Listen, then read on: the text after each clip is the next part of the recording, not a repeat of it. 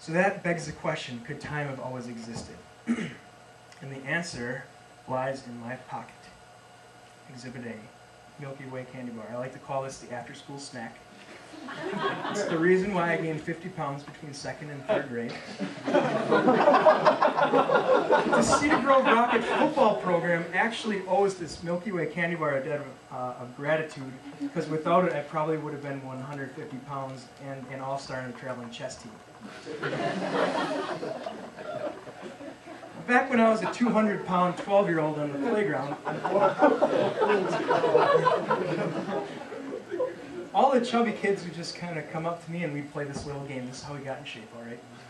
You'd run up and you'd be like, draw! And then you'd open up the Milky Way and eat it up as fast as you possibly could. And the person who couldn't eat the Milky Way in time would have to run a mile, all right?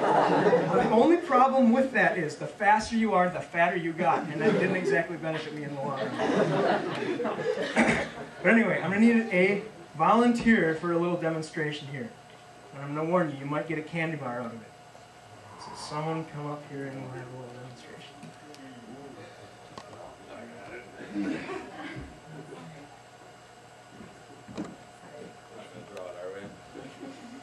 All right. Well, there you go. Psych. It's not that easy to get a candy bar from you, young man. All right. I will give you the candy bar, but only after an infinite amount of time. So, got it? All right, let's just set this candy bar in here, and then we'll just wait for it, all right?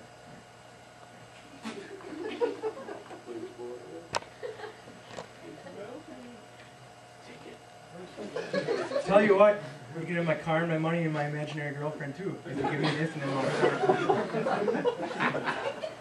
You can have it now. All right.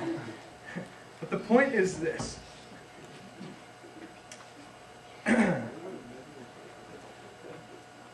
In the same way that it would take an infinite amount of time in order for him to get the candy bar, so he'd never get the candy bar. If you go back, and if time has always existed, and you had to pass through an infinite series of time in order to get to this moment right now, we never would have gotten to this moment. All right? Therefore, time had a starting point. Or think of it this way. Suppose Rab, John Damcott, and an assortment of other nerds, and I have been playing Sheep's Head for all eternity. Got it? All eternity. Call the hand we're playing right now hand X. If you have to get through an infinite amount of hands to get to hand X, would hand X ever be played? No. And it's the same way with time. If time had to pass moment by moment by moment through an infinite series of moments in order for us to arrive at this moment, we never would have come to this moment. Therefore, time had beginning. This conclusion might not seem that profound, but the implications are staggering. For thousands of years, when Christians would debate atheists, all the atheists would have to do is just throw up their arms and be like, well, the universe has always been around, so we don't need a creator of the universe. But within the last 100 years or so, scientists like Albert Einstein and Edwin Hubble have come up with the conclusion that time had a definite starting point. Now we come to an especially striking conclusion when we consider time's relationship to other parts of the universe, space and matter. What Einstein showed is that time, space, and matter are a continuum. They must have all come into existence at the same point, and here's why. If you're making a universe, and you have time and space, but you don't have matter, what would you put? If you've got time and matter but no space, where would you put it?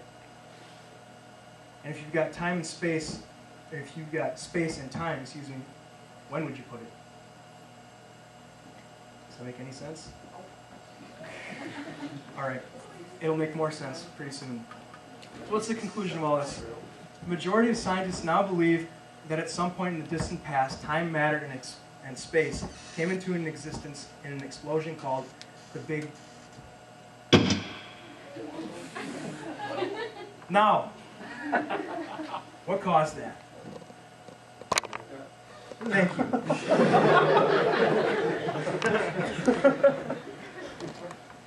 For your enlightening insights. It's it's only logical to conclude that the bang we just heard had a cause for its existence. But suppose Jordan had said nothing caused that bang, it just happened. It was uncaused. Or suppose I told you that a minute from now in this room, uncaused, out of nothing, an 8-ton African elephant would appear and plop his rump right on the stage. Out of nothing. Well, does that seem very probable to you guys? If it's crazy to assert that the tiny bang we just heard had no cause, then how much more crazy would it be to maintain that the bang which brought about the entire universe had an uncaused origin? Things simply don't pop into being uncaused out of nothing. And that's because of what's known as NAR, the law of causality. This law, which is considered to be perhaps the most fundamental principle of all science, states that every event takes place is actually an effect of some prior cause. Now, bear with me here. I know this is pretty dense. But everything in the universe right now is in motion relative to everything else. It might seem like we're stationary right now, but we're actually hurtling through space at several thousand miles an hour. Now, one of Newton's laws of physics states that things that are at rest must stay at rest unless acted upon by an outside force.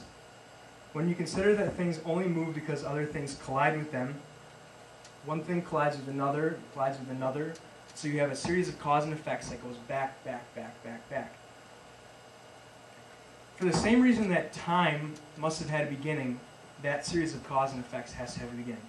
If you have an infinite amount of dominoes before X falls, will domino X ever fall? No, and for the same reason you have a first mover or an unmoved mover. And then when you consider another law, the law of entropy, which states that there's a limited and constant amount of energy, and that the amount of expendable energy in the universe is going down, then you see the universe is like a gas tank. We started with a full tank, and gradually we're losing gas. Notice how that implies that the universe had a beginning. There's no such thing as a gas tank which is running out but which never filled at one point. So we have an unsupplied supplier of the energy in the universe. In the same way, if you go back to the series of causes and effects which describes the universe, you come to a first cause or an uncaused causer. So when you apply this big geeky law to the Big Bang, whatever you want to call the beginning of the universe, you found that it must have had a cause. We can state the argument this way. Everything which begins to exist has a cause. The universe began to exist, therefore the universe has a cause. This leads us to perhaps the most pivotal question of all time. What's the cause of the universe? What's this something that brought about the beginning of the universe, and can we know anything about it? I think we can. In order for this something to create time, it would have to be outside of time, or timeless, and therefore beginningless and causeless. In order for it to bring about the existence of space, it would have to be outside of space, and therefore spaceless. In order for it to cause matter to exist, it would have to be outside of the material world, and therefore immaterial. Since this something is not bound by time, matter, or space because it created it, it's limitless and therefore infinite.